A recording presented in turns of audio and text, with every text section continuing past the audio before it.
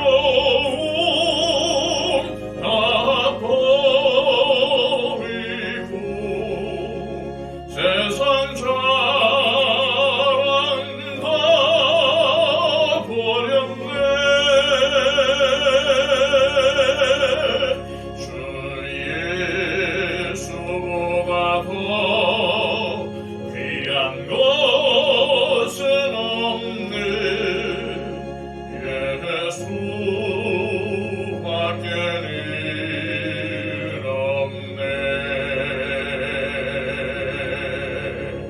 주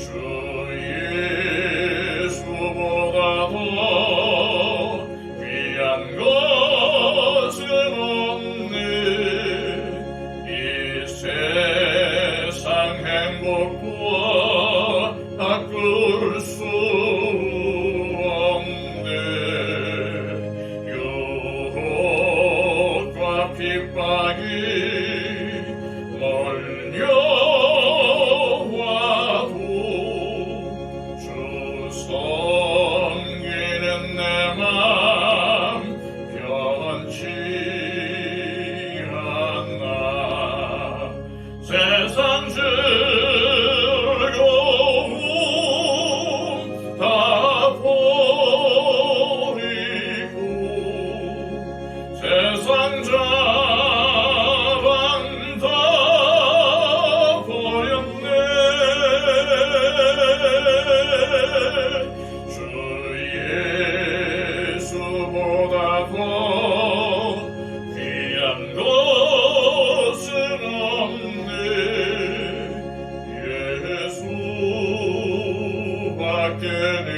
예수밖에는 없네.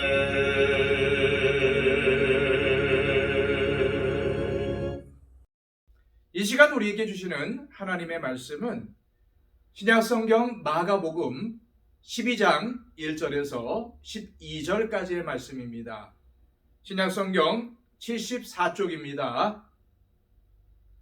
예수께서 비유로 그들에게 말씀하시되 한 사람이 포도원을 만들어 산 울타리로 두르고 즙자는 틀을 만들고 망대를 지어서 농부들에게 새로 주고 타국에 갔더니 때가 이르매 농부들에게 포도원 소출 얼마를 받으려고 한 종을 보내니 그들이 종을 잡아 심히 때리고 거저 보내었거늘 다시 다른 종을 보내니 그의 머리에 상처를 내고 능력하였거늘 또 다른 종을 보내니 그들이 그를 죽이고 또 그 외에 많은 종들도 더러는 때리고 더러는 죽인지라.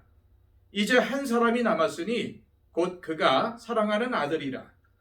최후로 이를 보내며 이르되 내 아들은 존대하리라 하였더니 그 농부들이 서로 말하되 이는 상속자니 자 죽이자. 그러면 그 유산이 우리의 것이 되리라 하고 이에 잡아 죽여 포도원 밖에 내 던졌느니라. 포도원 주인이 어떻게 하겠느냐? 와서 그 농부들을 진멸하고 포도원을 다른 사람들에게 주리라. 너희가 성경에 건축자들이 버린 돌이 모퉁이의 머릿돌이 되었나니 이것은 주로 말미암아 된 것이요 우리 눈에 놀랍도다 함을 읽어보지도 못하였느냐 하시니라. 그들이 예수의 이 비유가 자기들을 가리켜 말씀하신 줄 알고 잡고자 하되 무리를 두려워하여 예수를 두고 가니라. 아멘. 영원한 베스트셀러인 성경은 가장 많이 가지고 있는 책이면서도 가장 안 읽는 책이기도 합니다. 각 가정에 성경이 종류별로 몇 권씩은 있지 않습니까? 그런데 가만히 생각해 보니까 우리가 성경을 그동안 안 읽은 것이 시간이 없거나 바빠서가 아니었다는 것입니다. 사실은 우선순위를 거기에 두지 않았기 때문에 안 읽은 것이죠.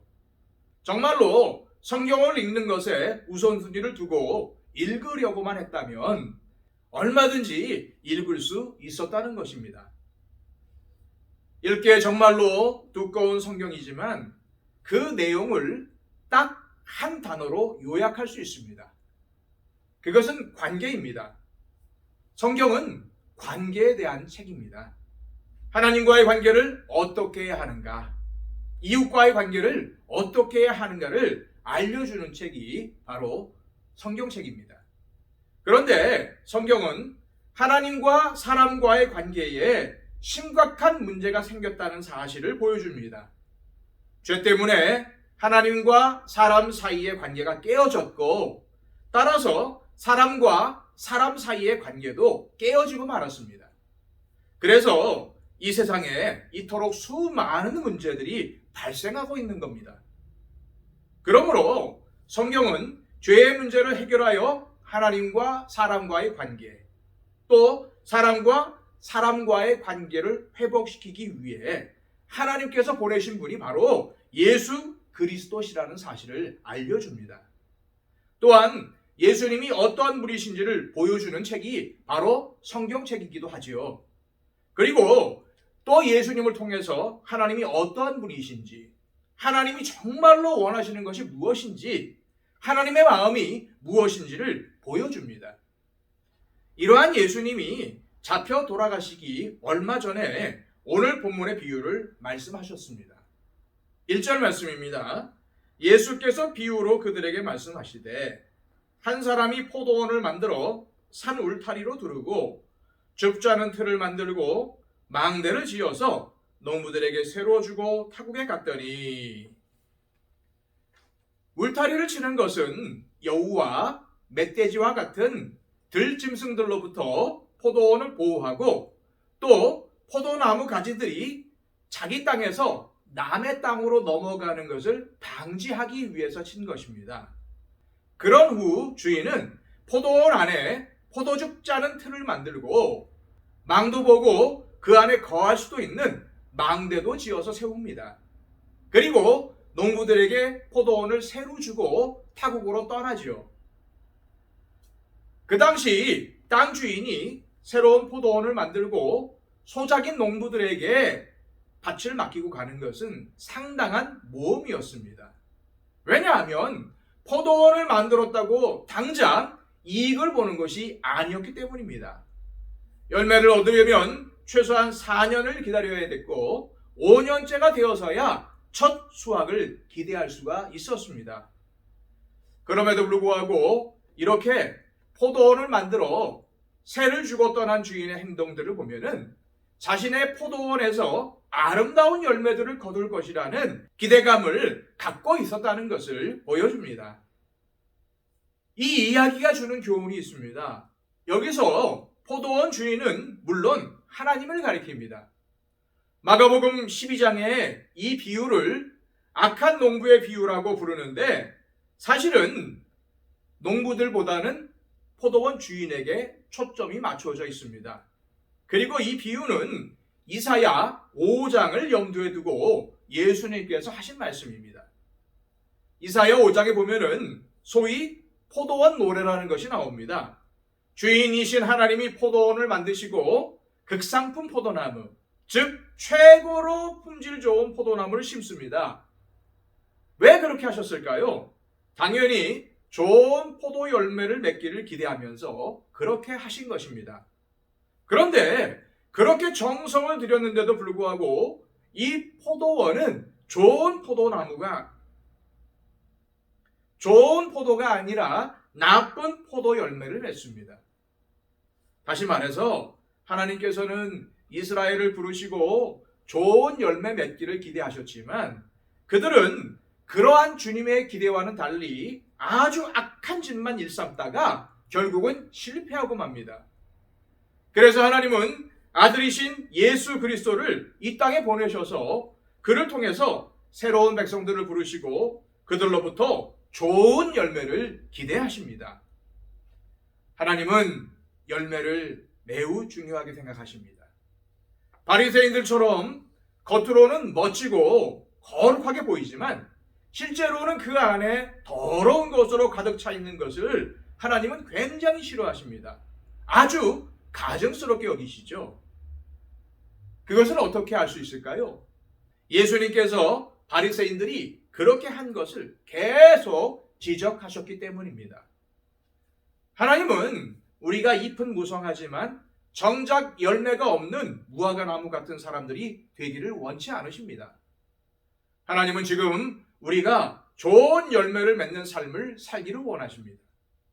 그렇다면 어떠한 열매를 맺기를 원하실까요? 당연히 하나님 나라의 열매를 맺기를 원하십니다. 하나님의 나라는 하나님께서 다스리시는 영역을 말합니다. 하나님의 나라는 이 세상을 떠나서 가는 천국뿐만이 아니라 이 땅에서도 하나님께서 다스리시는 곳이 바로 하나님의 나라입니다. 또한 하나님 나라의 열매라는 것은 하나님께서 원하시는 열매를 뜻합니다. 내 생각에 좋은 열매나 내가 원하는 열매, 내 이익을 따라 맺어지는 열매가 아니라 하나님께서 인정하시고 기뻐하시는 열매가 좋은 열매입니다. 그렇다면 나는 오늘 어떠한 열매를 맺고 있을까요? 하나님이 기뻐하실 만한 열매입니까? 그것을 우리는 늘 돌아보아야 하겠습니다. 포도원을 다 꾸민 다음 농부들에게 그것을 맡기고 타국으로 떠난 주인은 이제 열매를 거둘 때가 되어서 종들을 보내 농부들에게 자신의 소출을 달라고 합니다. 그 당시 주인에게는 얼마든지 그렇게 할 권리가 있었습니다. 그런데 그러한 주인의 요구에 대해 농부들이 어떻게 반응을 합니까? 자, 2절에서 4절까지의 말씀입니다. 때가 이름에 농부들에게 포도원 소출 얼마를 받으려고 한 종을 보내니 그들이 종을 잡아 심히 때리고 거저 보내었거늘 다시 다른 종을 보내니 그의 머리에 상처를 내고 능욕하였거늘. 농부들은 주인이 보낸 종들을 잡아서 심히 때리고 보내거나 상처를 내어 능욕합니다. 이러한 악한 행위는 농부들이 무엇을 생각하고 있는지를 분명하게 보여줍니다. 그들은 세를 얻어서 일하는 농부로서 당연히 주인에게 속한 열매를 바쳐야 했지만 하나도 바치고 싶지 않은 겁니다. 마치 자기 것을 주는 것처럼 아까운 겁니다. 이 주인이 보통 사람이었다면 당장에 강한 군사들을 풀어서 그 악한 농부들을 쓸어버렸을 것입니다. 그러나 주인은 인내를 가지고 또 다른 종들을 더 많이 보냅니다. 5절 말씀입니다. 또 다른 종을 보내니 그들이 그를 죽이고 또 그 외 많은 종들도 더러는 때리고 더러는 죽인지라. 사실 이렇게 자기의 종들이 능욕을 당하고 얻어맞고 왔을 때 주인이 또 다른 종을 보내는 경우는 거의 없습니다. 물론 이 주인은 하나님이시기 때문에 인내하며 또 다른 종을 보내죠. 그런데 악한 농부들은 이번에도 똑같이 행하며 때리고 살인까지 합니다. 그러자 주인이 어떻게 반응합니까? 다 쓸어버립니까? 6절에서 8절까지의 말씀입니다. 이제 한 사람이 남았으니 곧 그가 사랑하는 아들이라. 최후로 이를 보내며 이르되 내 아들은 존대하리라 하였더니 그 농부들이 서로 말하되 이는 상속자니 자 죽이자. 그러면 그 유산이 우리 것이 되리라 하고 이에 잡아 죽여 포도원 밖에 내 던졌느니라.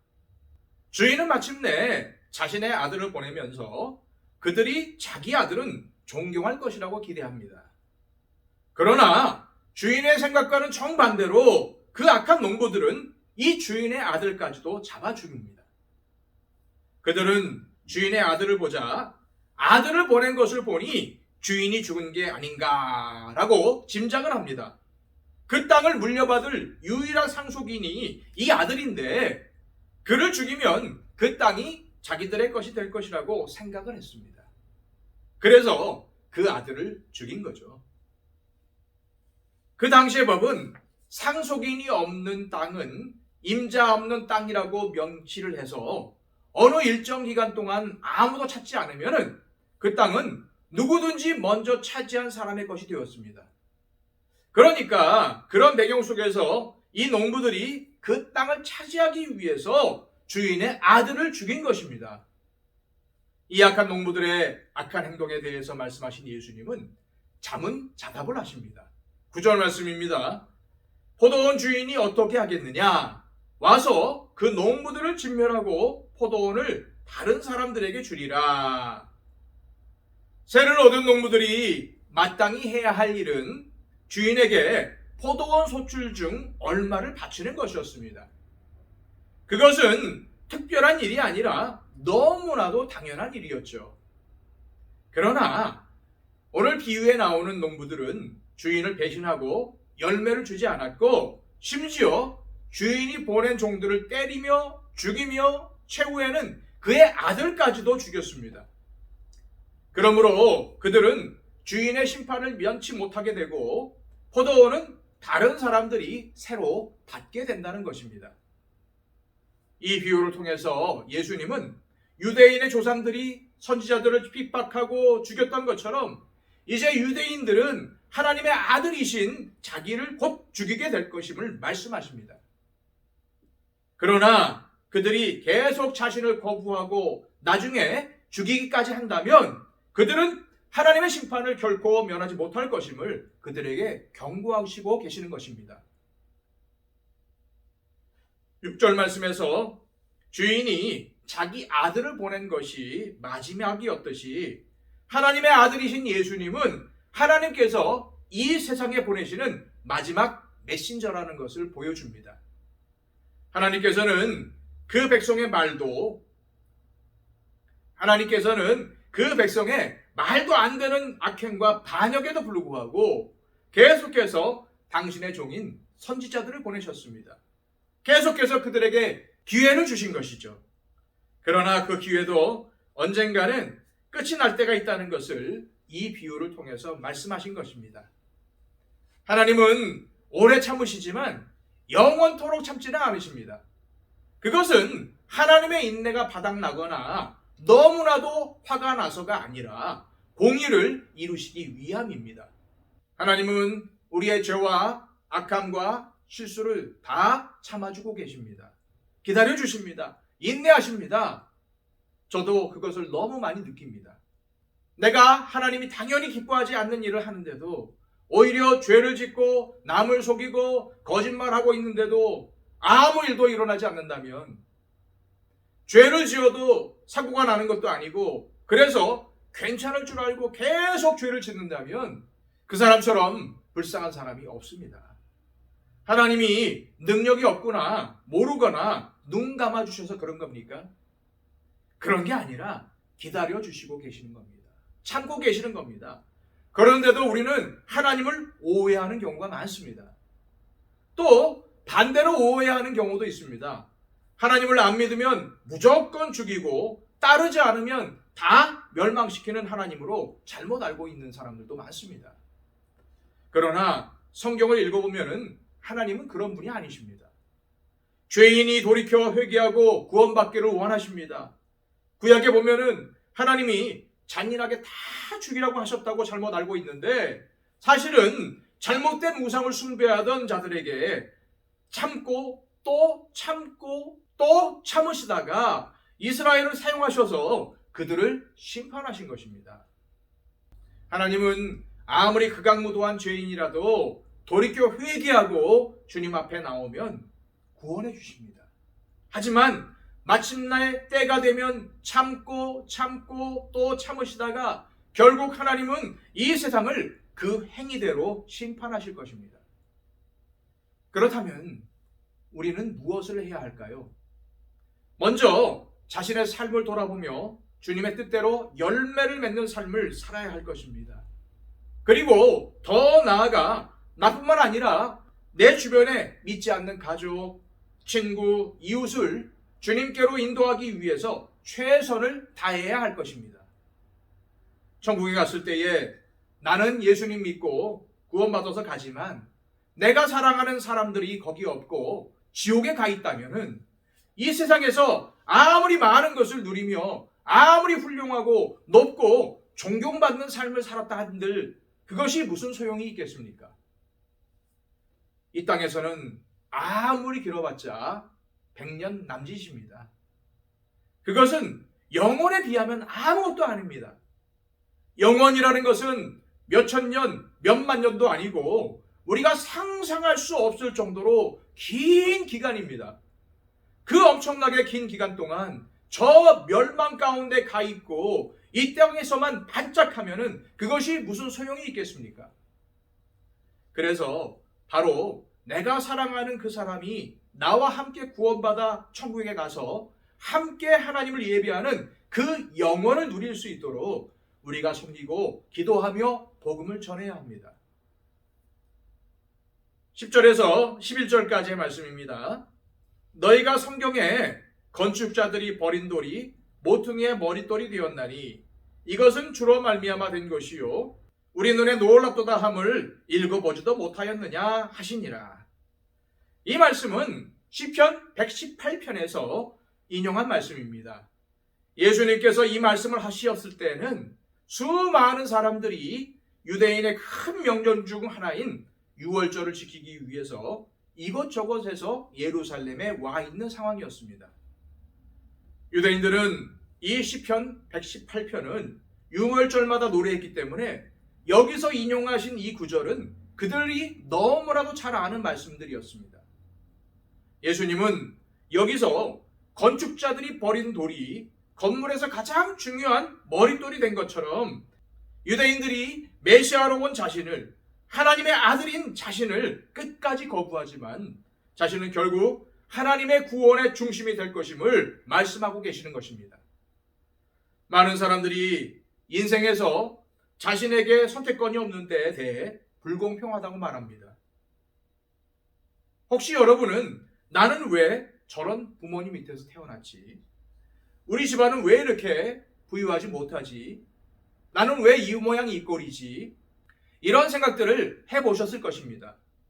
그런데 하나님께서는 우리 인생에서 가장 중요한 결정을 내릴 수 있는 선택권을 주셨습니다. 그것은 자신의 영원한 운명, 즉 영생과 영벌을 선택할 수 있는 자유입니다. 물론 그것조차 하나님의 은혜입니다. 하나님의 은혜가 있기 때문에 우리가 그렇게 할 수 있는 거죠. 우리가 영원에 대한 이 한 가지 바른 선택을 하기만 한다면 혹시 그동안 수백 가지, 수천 가지 잘못된 선택을 했더라도 그동안 내 마음대로 된 것이 하나도 없더라도 이것만 제대로 된다면 상관이 없습니다. 이것만 제대로 된다면 이전의 모든 불행한 과거의 일들이 다 하나님 안에서 의미를 가지게 됩니다. 아, 그때 이래서 이렇게 된 것이구나 하고 깨닫게 되는 거죠. 그리고 무엇보다 다른 선택을 한 사람에게는 영원히 하나님 나라의 백성이 되는 선물이 주어집니다. 그러나 잘못 선택을 하여 예수 그리스도를 거부한다면 결국 깨어지고 가루가 될 수밖에 없습니다. 이것에 대해서는 다른 사람들을 원망할 수가 없지요. 왜요? 자기가 선택하고 결정한 일이기 때문입니다. 오늘 비유에 나오는 종들은 선지자들이고 주인의 아들은 예수님이십니다. 그리고 종들 중에서 가장 마지막으로 보냄을 받은 사람이 세례 요한이라고 볼 수 있습니다. 이들은 모두 허무하게 죽임을 당한 것처럼 보이죠. 바로 이 점에서 이 비유에 대해서 한 가지 의문이 들지 않습니까? 왜 종들은 주인이 가라고 했을 때 이전에 갔던 종들이 불구가 되거나 죽어서 시체로 온 것을 보았는데도 왜 갑니까? 자기가 다치거나 불구가 되거나 아니면은 죽을 것을 알고도 왜 갑니까? 그 모든 것은 사명 때문입니다. 인간의 눈으로 보면은 그들의 죽음은 쓸데없이 허무하게 죽임을 당한 것처럼 보입니다. 안 죽어도 되는데 괜히 가서 죽음을 당한 것이 아닌가 하고 생각할 수 있습니다. 그러나 하나님은 결코 그들의 죽음을 헛되이 보지 않으십니다. 예수님은 세례 요한을 가리켜 여자의 태에서 나온 자 중 가장 큰 자라고 하셨습니다. 그는 죽기까지 하나님께서 주신 사명을 다한 사람이기 때문이었죠. 그러나 천국에서는 모든 사람이 그와 같다고 하셨습니다. 결국 사명을 다하여 하나님 나라에 함께 온 모든 사람들은 동일하게 하나님의 칭찬을 받는 하나님의 종들이라는 것입니다.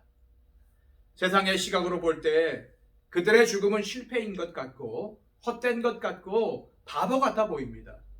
그러나 하나님의 시각으로 볼 때에 그들의 죽음은 하나님 나라 복음을 위한 헌신이었습니다.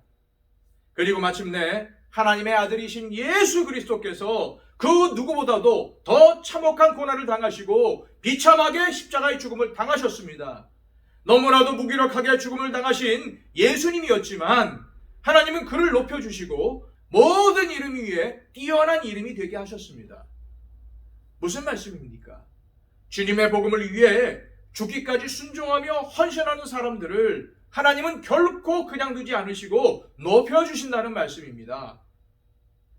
나중에 이 비밀을 깨달은 사도 베드로는 날 때부터 다리를 못 쓰던 사람을 성전에서 일으킨 다음에 공회에 잡혀갑니다.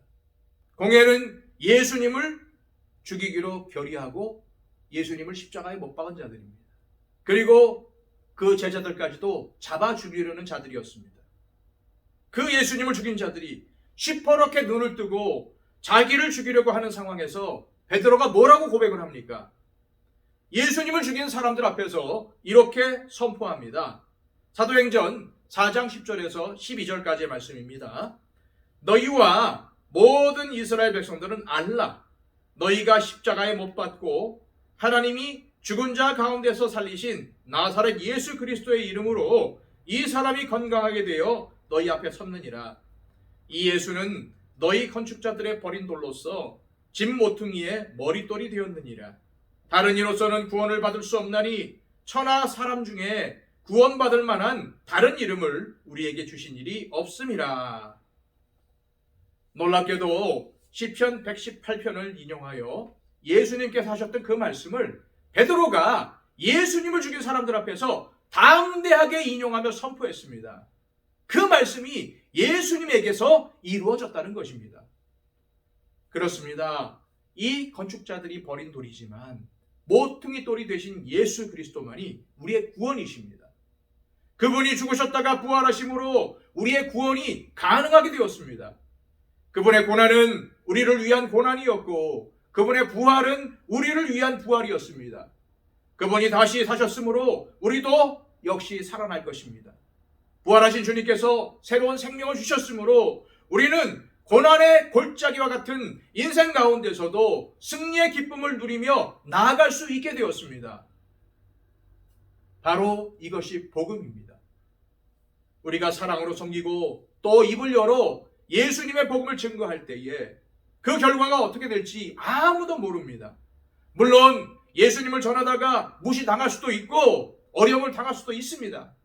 그러나 복음을 전하라는 주님의 명령에 너무 힘들지만 창피를 당할 수도 있지만 순종하며 헌신하며 나아가실 때에 하나님은 결코 우리를 그냥 두지 않으십니다. 하나님은 반드시 우리를 붙들어 주시고 높여 주십니다. 기도하겠습니다. 아버지 하나님, 오늘 귀한 말씀을 우리 가운데 주셔서 감사드립니다. 오늘 예수님께서 하신 이 비유의 말씀 우리의 심령 가운데 새기게 하여 주시고 악한 농부들처럼 주님의 복음을 거부하고 무시하고 또한 악한 행동을 일삼는 사람들에게 예수님의 사랑으로 다가가서 예수님의 복음을 전하고 예수님의 사랑을 전하는 우리의 삶이 되게 하여 주시옵소서. 거절할지라도 거부할지라도 계속적으로 사랑으로 종들을 보내셨던 그 하나님의 마음을 우리도 본받기를 원합니다. 그 하나님의 마음을 품고 우리 주변에 있는 사람들을 돌아보게 하여 주시고 아직까지도 주의 복음을 모르는 자들에게 예수님의 사랑을 전할 수 있는 담대한 믿음의 사람들이 될 수 있도록 축복해 주시옵소서. 예수 그리스도의 이름으로 기도하옵나이다. 아멘.